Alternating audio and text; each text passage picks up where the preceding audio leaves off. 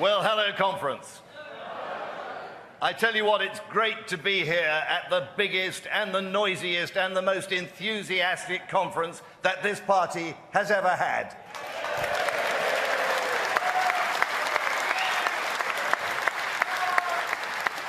This is my third UKIP annual conference, and of course it's the first one, I guess, for all of us in Doncaster.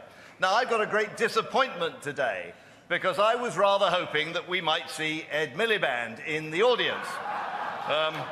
He doesn't seem to be here, although I dare say there may be a number of his constituents here. But I thought he might want to see a real party conference with a real party on the way up, and not that dead alive thing that they had for the Labour Party.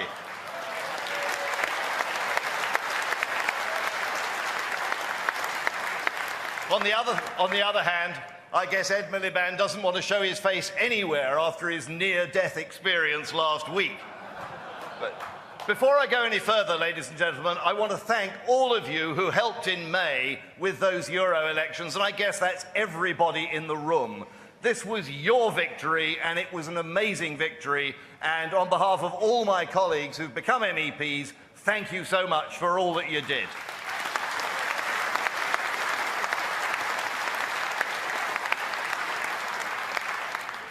I was very proud and very humbled when the 24 new UKIP MEPs elected me as their leader, and I am particularly proud that I now lead the largest British MEP delegation in Brussels.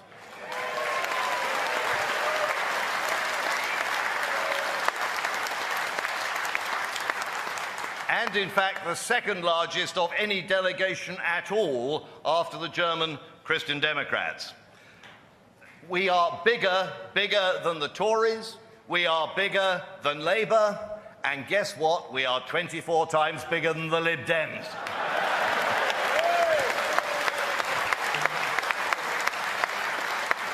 And 18 of those 24 MEPs are new, and they are doing a great job, and 7 of them are women. I like to refer to them as our magnificent 7 women.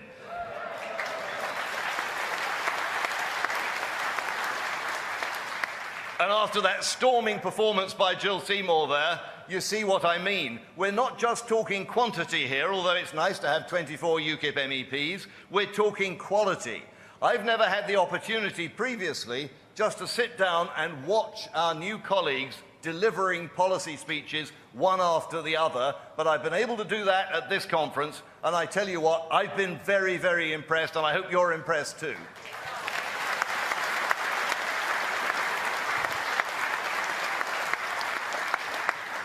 I tell you what, we don't want to hear any more of those jibes about UKIP being a one-man band.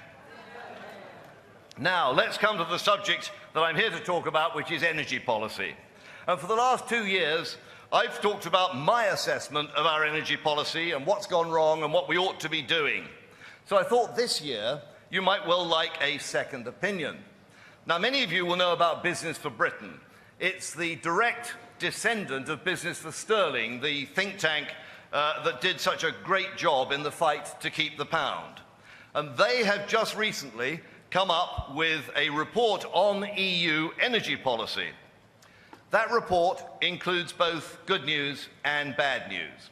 The good news, especially from my point of view, is that their findings pretty much endorse everything that I've been saying and that UKIP has been saying about energy for a couple of years. The bad news is that, as we knew, the UK and EU energy policy is proving to be a disaster. Now, I've been saying this over and over again, but I make no apology for repeating it yet again here at this conference. Our obsession with renewable energy is driving up energy prices. It's driving energy-intensive businesses out of the UK and the EU altogether, taking their jobs and their investment with them. Often they go to jurisdictions with lower environmental standards. So what we're doing in Britain is we are losing jobs, losing investment, but arguably increasing global emissions at the same time. Household energy prices are also being driven up, and pensioners are ending up in fuel poverty. Let's take a look at what this Business for Britain report said. EU energy policy is actually putting 1.5 million British jobs at risk. And EU energy policy, well, UK energy policy, but it's driven, as we know, by the EU, will cost up to 93 billion pounds by 2030. And for the avoidance of doubt, colleagues, those figures are for the UK alone, they're not for the EU as a whole. EU energy prices are amongst the highest in the developed world. Our energy prices are 20% higher than those in China. They're 65% higher than those in India. And they are more than double the USA and Russia. Major companies can invest anywhere in the world. Why should they come to Europe or Britain when energy here is so expensive? This is a special problem for energy-intensive industries. EU regulations and charges account currently for 9% of energy costs for those companies, but that figure is projected to rise to 16% by 2030. In other words, we could cut energy prices for industry at a stroke by dropping EU rules. Then let's take a look at the trend of prices over recent years. The report covers the period from 2005 to 2012, 7 years, and in the EU, what we saw was gas prices rising by 35% and electricity prices rising by much the same, about 38%. And I'm sure from your own bills in your own homes, you can confirm that that is the sort of trend we've been seeing. In one of our major competitors, though, the United States, over that period, gas prices reduced by 2/3, 66% lower. Electricity prices also edged downwards. But it's not just prices. EU policy also threatens our security of supply. Already DEC, the Department for Energy and Climate Change, as it's called, is negotiating with commercial companies to agree phased shutdowns of supply in order to avoid blackouts, and with others to contract to take the output of their emergency generator diesels and make it available to the grid. Really, you couldn't make it up. In order to save the planet and cut emissions, we build wind farms everywhere. Then we have to rely on good old-fashioned high-emission diesel generators when the wind doesn't blow. Half of the UK power stations earmarked for closure by 2030 have been forced to close by the EU's Large Combustion Plant Directive. That's 11 gigawatts of capacity, threatening security of supply. And the Industrial Emissions Directive, which comes next, will result in further loss of capacity. And it's not even just Brussels that is threatening our security of supply. We've all seen what's happening in the Ukraine, and it may get worse before it gets better. Gas is Putin's big economic weapon. Europe gets 30% of its gas from Russia. And it's not even just Putin. Much of our oil comes from the Middle East, where the forces of the so-called Islamic State are making mayhem. This too is unpredictable and may get worse before it gets better. Currently, around half our gas, more than 1/3 of our oil, is imported. And that import share is steadily increasing as North Sea oil supplies dwindle. That is why we can't afford to ignore the indigenous oil and gas resources in our own country. We can't ignore the wealth of energy under our feet, and it would be very, very irresponsible to do so. There is an enormous potential supply of shale gas in this country, and it offers us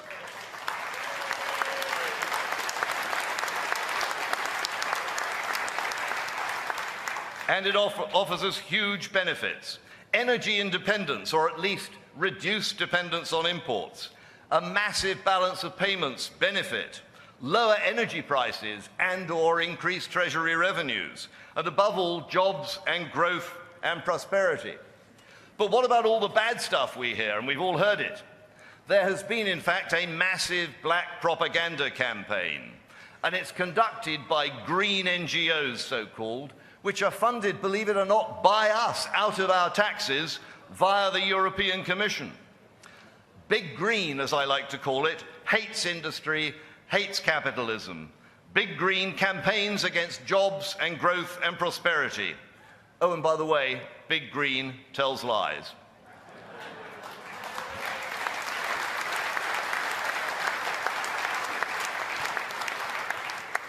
In the real world, it's a bit of a different situation. Shale gas, compared to other energy technologies, is safe and clean.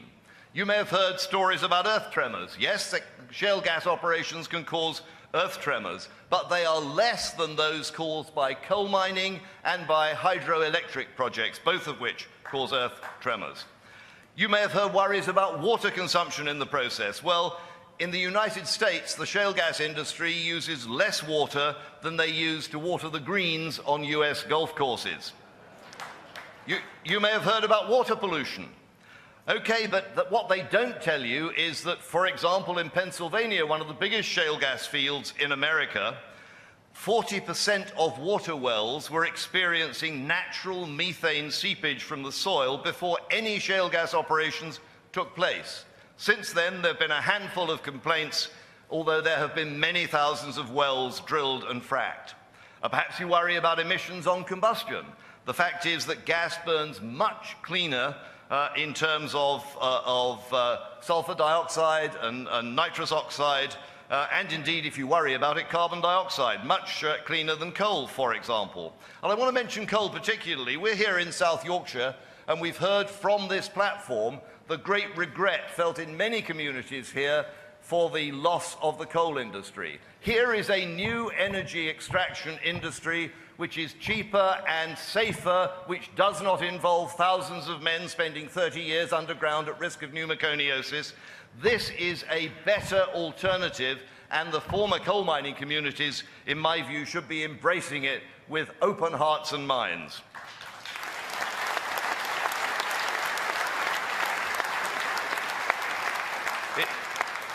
It's instructive to compare shale gas with geothermal. Both involve deep drilling. Both involve small explosions to fracture rock. Both involve injecting fluid under pressure. And yet somehow Big Green loves geothermal but hates shale gas. But of course we have to recognize there are real, genuine public concerns over shale gas, and we have to address those concerns. First of all, we have to ensure safety, and then we have to deliver benefits to communities. That's why we need effective regulation, which in fact is largely in place already. We need proper oversight and scrutiny, which we can ensure will be delivered. But we also need to offer local communities direct financial benefits from shale gas operations. And in addition, for the nation as a whole, we propose the creation of a sovereign wealth fund using some of the resources.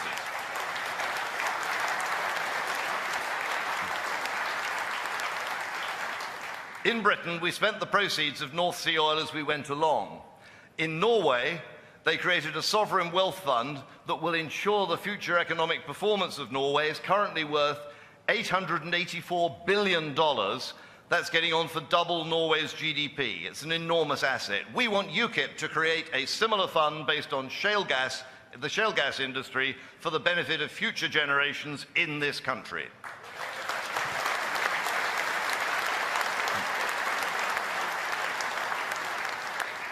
So let's just remember what UKIP's energy policy is, as it will be in the manifesto for 2015. Our primary overarching objective is to deliver secure and affordable energy for industry and for households.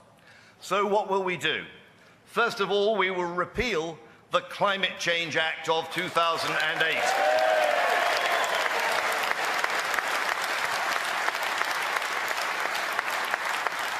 And, by the way, the government's chaotic energy market reform, potentially saving $18 billion a year. We will repeal the EU's Large Combustion Plant Directive. We will abolish green taxes and subsidies in order to reduce fuel bills.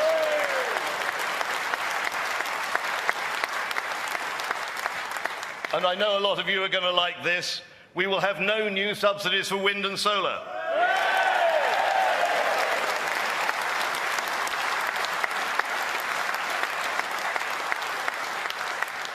Instead, we'll rely on proven, tested technologies, coal and gas and nuclear.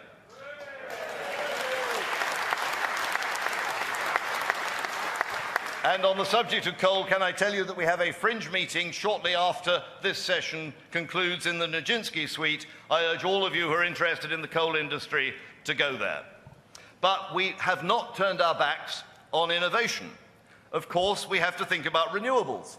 Our position is that UKIP is prepared to support cost-effective renewables. There are a precious few of those at the moment. But, for example, hydroelectric is established, and of course we support it. Solar is perhaps the most promising of the new technologies, while in our view, wind may never be viable at all. We believe it's better to spend millions on research and development rather than investing billions in expensive, intermittent and obsolescent technologies like today's wind and solar. In 10 years' time, we'll probably have thin-film solar technology that can be applied unobtrusively to the external windows of large buildings. We'll then look back and we'll be astonished that we wasted vast amounts of money on clunky, old-fashioned technology littered around on good agricultural land. We in UKIP have carved out a distinctive position on energy that puts clear purple water between us and them. Look at what the old parties are doing. Look at the lib-lab-con policies. They slavishly follow Brussels diktats. They want a massive waste of resources on renewables. They want to cover the country in wind farms and solar arrays, and they are wedded to green taxes, levies and subsidies. Now compare our position. UKIP's policy has one clear objective: secure and affordable energy for households and industry.